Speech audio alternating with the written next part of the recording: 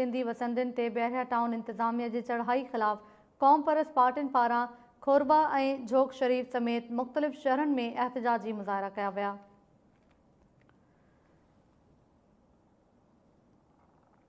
सिंध वसंदनि ते बहरिया टाउन इंतज़ामिया जी चढ़ाई ख़िलाफ़ क़ौम परस्त पार्टियुनि पारां खोरबा ऐं झोग शरीफ़ समेत मुख़्तलिफ़ शहरनि में एहतजाजी मुज़ाहिरा कया विया आहिनि। उन मौक़े ते अॻवाननि सिंध सरकार खां इहो मुतालबो कयो त सिंधी वसंदनि ते चढ़ाई कंदड़ इंतज़ामिया ख़िलाफ़ कार्रवाई करे ॻोठाणनि खे तहफ़ुज़ फ़राहम कयो वञे। इन ते वधीक ॻाल्हायूं था खोरबा मां इब्राहिम मखतूम असां सां लाइन ते मौजूदु आहे। जी इब्राहिम मखतूम, कहिड़ा तफ़सील आहिनि?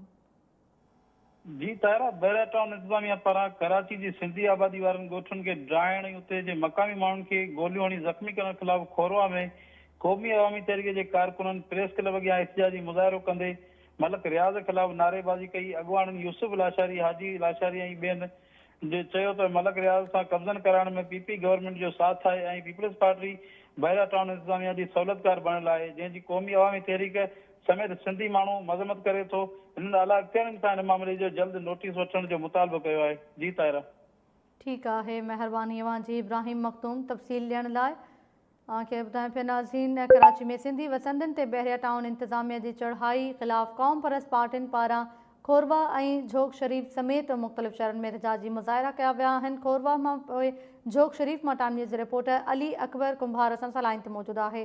जी अली अकबर, अव्हां वटि